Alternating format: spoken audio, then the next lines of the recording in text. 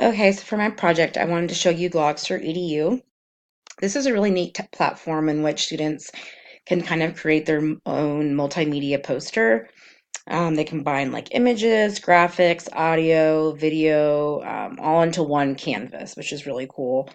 This is great for like students taking notes on lectures, presenting projects to the entire class, or also just to have available to them, like if, for instance, if you're on field trips and things of that nature.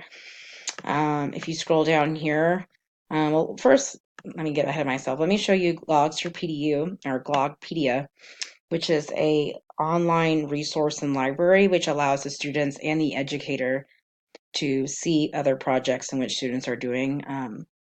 Right now, I actually signed up for the free version for educators, and I actually had lied and said I worked at UNCC in order to get onto this, but I just wanted to kind of show you the platform here. Um, if you go to your dashboard, you can see like my information there. You have to definitely have to sign an account. I think one of the limitations with this website, as great as it is the library, for instance, Glogpedia, is not a peer-reviewed academic content, which means that your students will be seeing this. You really have to be aware of what things they're viewing because they're going to have to be able to weed through the content, which is correct and not correct. Sorry, my newscast there. Also, this is a buy-in resource, which means that there's very few editations that you can make with a free resource. They don't allow you to save blogs unless it's you're paying them a certain amount of money a month.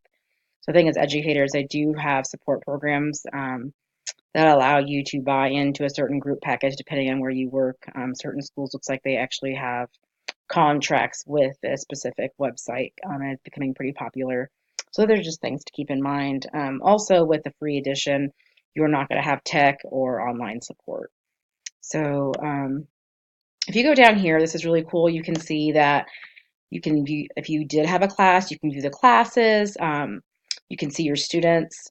You can see any projects that they're working on, their portfolios or their canvases they might be created, their presentations because they can incorporate video and audio, um, media center, and then your students are also able to message you, which is pretty neat. I think the advantage there is you can kind of create your own classroom website in which you can communicate with students and also parents if you wanted to.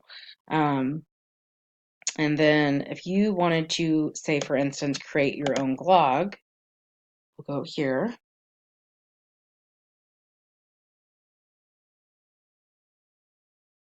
It gives you tons of different templates that you can use for all academic content areas. So you can see there's a great like personal one. Say for instance, you're not an educator, you're not in the classroom, you can just use it for your own personal notes or annotations.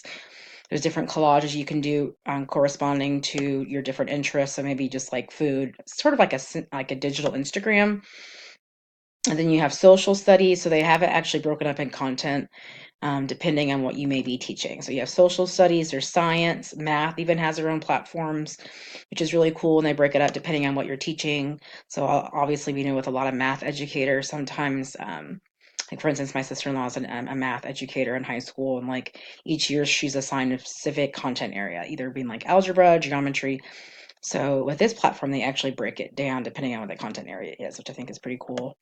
You also have content for art and science or music teachers, of course, language arts, health and fitness, um, and even like elementary school teachers, which I think is pretty cool.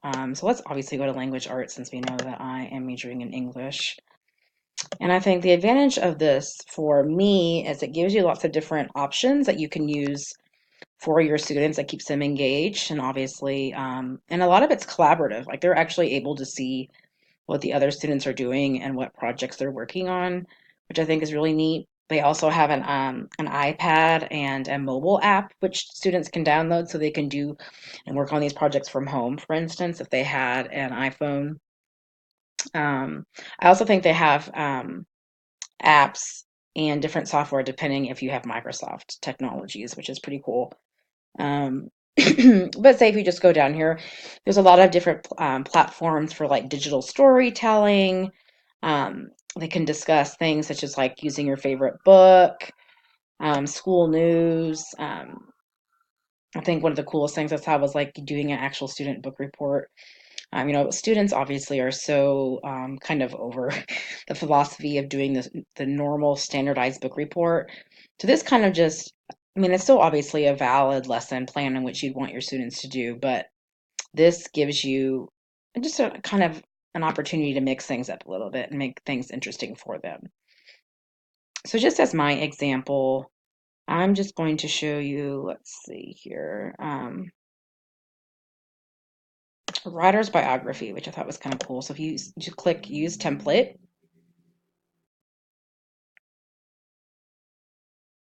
and click out of this stuff. That's kind of the annoyance, I think, with having a free website. But if you look here at the top, you can add different graphics, text, so they can kind of change like what text bubbles and things they want to use. It's very limited because it is this free edition.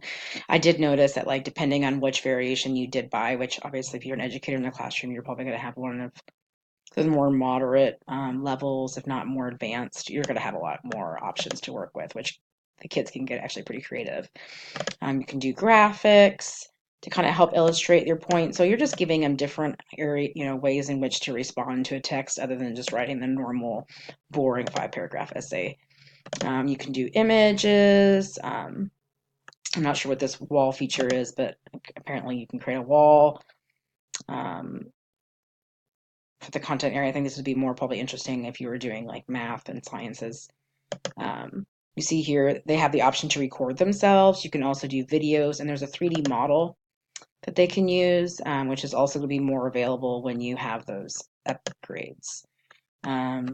Data, so they can pull like different data and stuff they might have saved on their biogram. But I thought it was cool activity you can do with the writer's biography is, for instance, in the beginning of the semester, you can have the students kind of write like an analogy about their last name or their name in general.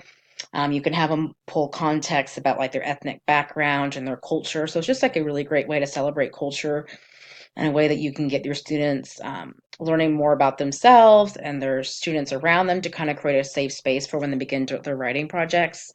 It's also a great opportunity for, you can print these out and displaying them amongst the room or keep them up on a digital platform if you want for parents to look at student conferences. So I just thought that this was a neat thing. If you click here, of course, you can insert citations and things from the novel that might correspond to their whatever platform in which you're using. So I think it is just like a really cool collaborative website here, in which you can do a lot of different things, and of course they don't want they want me to upgrade constantly. But I think also the fact that as a teacher, and the fact that you have all these different things together, it just gives you more resources. You can click here and save your own favorite logs or things you want to look at. They provide like training, usage, all those different things. So I just kind of happened to fall across this and I thought it was pretty neat. So this is my one of my favorite resources I saw as far as using technology in the classroom. There's a lot of different ways to do this, but I think this was a great like collaborative exercise that allowed them to pull different things from different people. So anyways, thanks for listening. Bye.